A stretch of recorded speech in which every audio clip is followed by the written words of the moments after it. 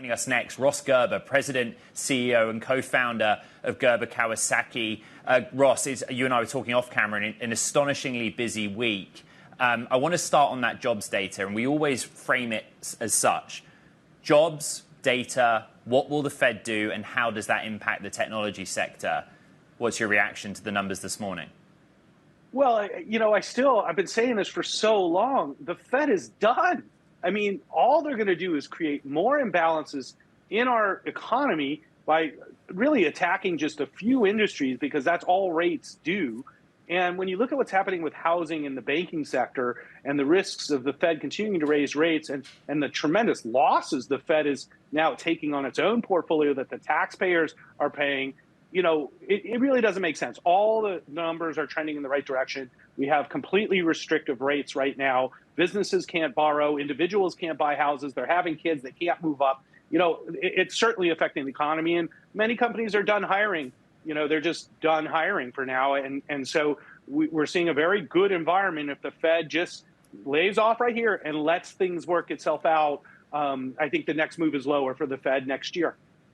Ross, the story of 2023 has been artificial intelligence driving this equity market higher. And there are specific names you and I will get into, but the Fed's always been there in the background. When you're assessing your investment priorities and investment thesis, which are you focused on more, the opportunity in AI or the impact of higher rates on valuations?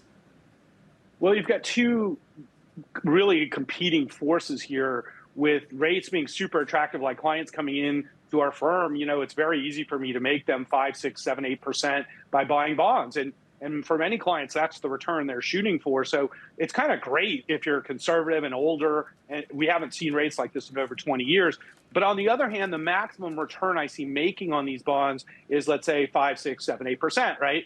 Where equities over the long term have averaged 10% a year in the S&P 500, where if we own the NASDAQ, small caps, or things like my fund GK, which are really growth-oriented, concentrated funds, we can expect much higher rates of return. So if the Fed's at the top of the rate-raising cycle, and we've already valued in this effect on the market and valuations, and the next really move for rates are to stay the same or lower, we expect earnings will drive the next move in markets. It's not going to be like a PE expansion. And I think that's what investors have to understand. For the market to move higher, earnings has to move higher, and same with individual securities as well. All right, Ross, let's go from the macro to the micro and have a bit of fun. I want to talk to you about Nvidia. You've had a lot to say about that name, and in particular, its association or relevance to Tesla and a comparison between the two. Take it away. What's your thesis?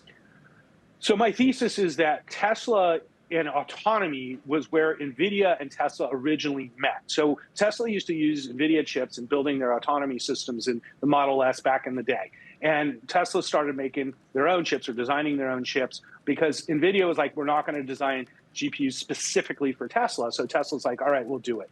So over the years, the two companies have, really not competed, but continued to develop hardware and software for autonomy. And with that, many of the NVIDIA GPUs were used in crypto and then cloud and now AI. So for the first time, we see a convergence of actual applications, which is generative AI, chat GPT, and then autonomy, full self-driving.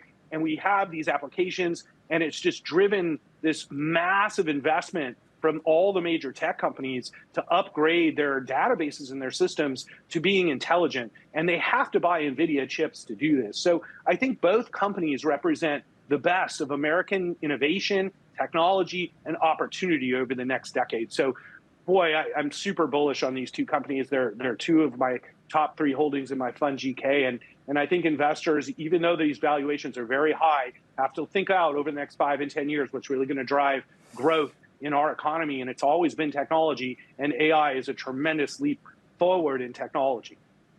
If you think about specific technology or specific product, we've talked a lot about the H100 and A100 GPU series this year for obvious reasons. They are the chip of choice or the Tensor Core GPU of choice for AI. Less about Dojo and Tesla's own proprietary silicon.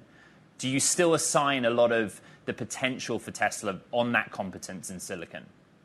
Absolutely. And I think that's in the valuation of Tesla, because obviously if it was an EV maker, you look at Rivian, which is a great EV maker, its valuation is 5% of Tesla's. So when you think about why is Tesla such a valuable company, it's because of its technology, and that does center a lot around AI, Dojo chips, their really machine learning and ability to now train the cars through AI clusters. They just bought a huge Nvidia, H100 cluster of really, they're not really chipped. They're like these massive machines, actually, that you add into your database. So when you look at a company like Salesforce, which had great numbers, and I use Salesforce at my company, and you start adding AI to this platform, it's going to be like a game changer for Salesforce and its users. So I think that there's so many companies in big tech that can benefit from this, and Nvidia and ultimately Tesla are the roads to reaching these efficiencies through AI and autonomy.